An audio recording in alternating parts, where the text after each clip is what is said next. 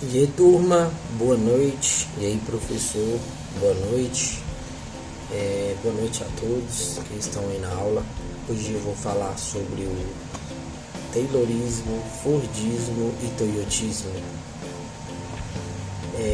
Vamos começar falando ali sobre o Taylorismo, né? O Taylorismo é um sistema de organização para a indústria que foi desenvolvido por Frederick Taylor com o objetivo de otimizar os processos de atividades das empresas, né? Através da organização e separação de funções dos colaboradores. Taylor, como ele é conhecido, era um engenheiro mecânico, economista lá nos Estados Unidos. Ficou conhecido por elaborar grandes ideias e revolucionar o método de trabalho no mundo industrial, e assim desenvolveu a administração científica em 1856 a 1915. Foi criada ali no final do século XIX, tem por objetivo que as empresas possam aumentar a eficiência operacional. As ideias básicas que fundamentam a teoria de Taylor foram publicadas no livro Princípios da Administração Pública, em 1911, que tem por objetivo apresentar o sistema de racionalização do trabalho. O Taylorismo surgiu durante a Revolução Industrial, logo quando veio a criação e distribuição de energia elétrica, né? Também quando substituiu o ferro pelo aço e o uso do petróleo, dando fim ao uso do vapor, que até o momento ele era o que se usava, né? Os 5 princípios básicos do Taylorismo é a substituição de métodos básicos na experiência por metodologias cientificamente testadas, a seleção de treinamento dos trabalhadores do modo a descobrir suas melhores competências, as quais devem ser continuamente aperfeiçoadas, né? Terceiro ali, a supervisão contínua do trabalho, a execução das tarefas com base na disciplina e respeito, de modo a evitar ali desperdícios, o fracionamento ali do trabalho na linha de montagem, né? Ao contrário dos sistemas de organização até o momento, daquela época, o Taylorismo tem a principal diferença por causa das funções mais específicas dos trabalhadores. Uma outra diferença importante é que o modelo ali de Taylor tinha uma motivação positiva, né, que a empresa dava aos colaboradores. Quanto mais produzia, maior seria o salário dos trabalhadores. E como era de costume ali da época, os que não produziam muito, no caso, acabavam sendo demitidos, né? Ou seja, a pessoa ali ficava com medo, produzia mais para se manter na empresa.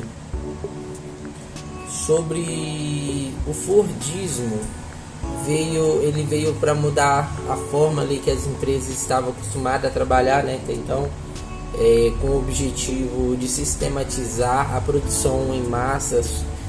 Surge o Fordismo em 1914 pelo Henry Ford, o dono ali da Ford Motors Company, um norte-americano, empreendedor, engenheiro, mecânico. Ele nasceu ali em 30 de julho de 1863. Ele escreveu 2 livros, Minha Filosofia de Indústria e Minha Vida e Minha Obra. Foi o primeiro empresário a aplicar conceitos estratégicos para a produção em massa, que por objetivo diminuísse o tempo e o gasto ali, os custos, né, que tinha ali da produção. O sistema de Henry Ford foi um grande marco para o mercado automobilístico, pois com a sistematização reduzia os custos, né, e o tempo de produção de cada veículo. Uma das diversas diferenças entre o Fordismo era o formato em que o veículo era produzido. Eram diversos profissionais e cada responsável por uma determinada área de montagem. E esse processo era feito em cima de uma esteira rolante, onde era montado, né, como se fosse um Lego. No caso, passava a esteira rolante, vinha peças, né, do carro. Ali, vamos supor, começou ali pelo chassi, aí chegou numa parte vem as rodas, outra ali a porta e por aí vai, até a finalização dele. Um dos grandes problemas que o funcionário não precisava ser qualificado, desculpa. Os trabalhadores acabavam ali se desgastando pelo decorrer do tempo, né? Porque repetiam muito. Inclusive, vocês já viram aí o Charles Chaplin, né? Que ele tem aquele filme lá que ele pega e fica repetindo, né?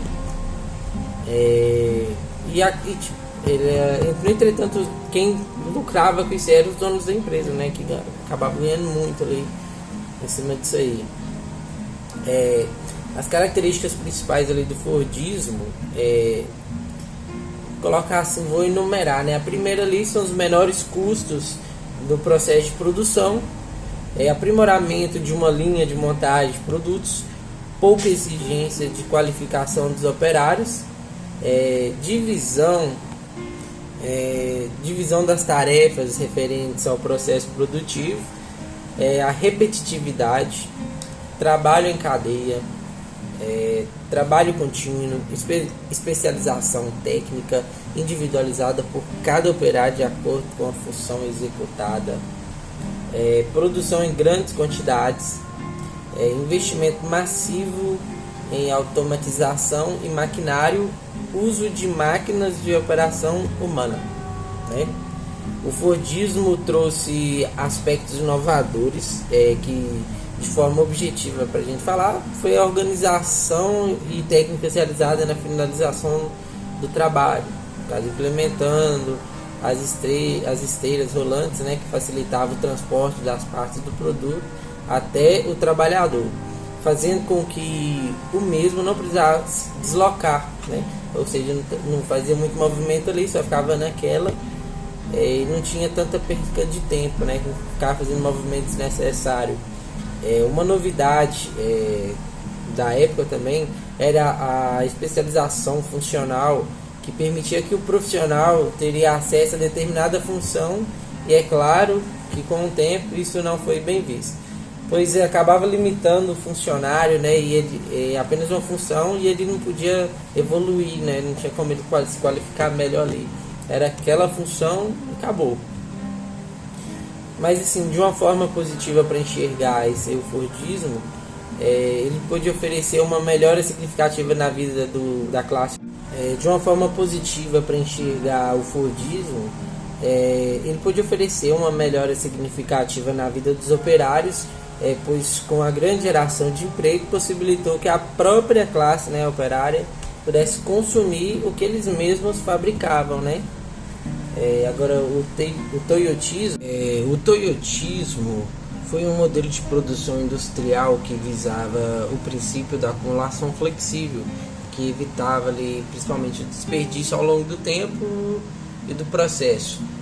Também conhecido como sistema Toyota de produção, o toyotismo foi inicialmente plantado nas fábricas de automóveis, né, a Toyota Motors, por iniciativa de seus idealizadores. Eu vou tentar falar o nome, não sei se eu vou acertar. O Eiji Toyota e o Taiichi Honho foram os principais responsáveis pela criação deste método de produção, né? Criado após o término da Segunda Guerra Mundial, o toyotismo surgiu no Japão para se adaptar à realidade desse país, que possuía um mercado muito menor do que o americano e o europeu, que trabalhavam com base no Fordismo.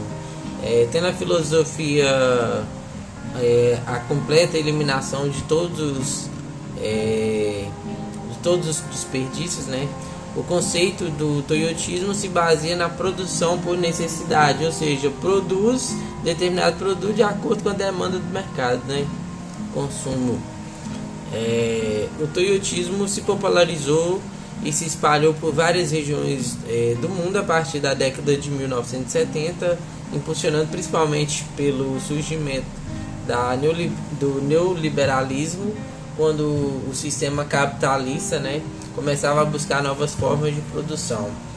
As características ali do toyotismo, né, que ele ganhou força graças à necessidade dos ideais neoliberais que surgiram no mundo, né?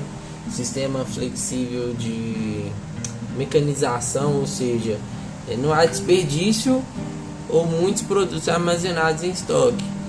Funcionários qualificados, multinacionais, treinamentos para atuar em várias etapas diferentes do processo de produção, né?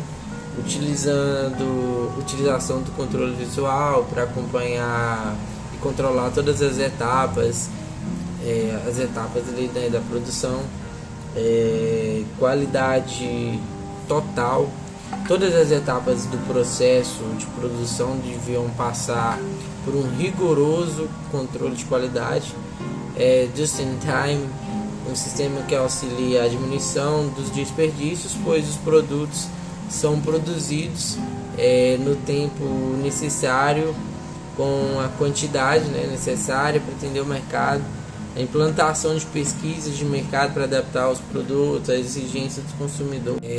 Uma das principais vantagens e desvantagens do toyotismo, né? As vantagens são menos mão de obra necessária em função do avanço da tecnologia, a produção adequada, a demanda evitando desperdício, a mão de obra qualificada, produtos com qualidade superior e tal. A desvantagem é a diminuição dos postos de trabalho e consequentemente o aumento do desemprego.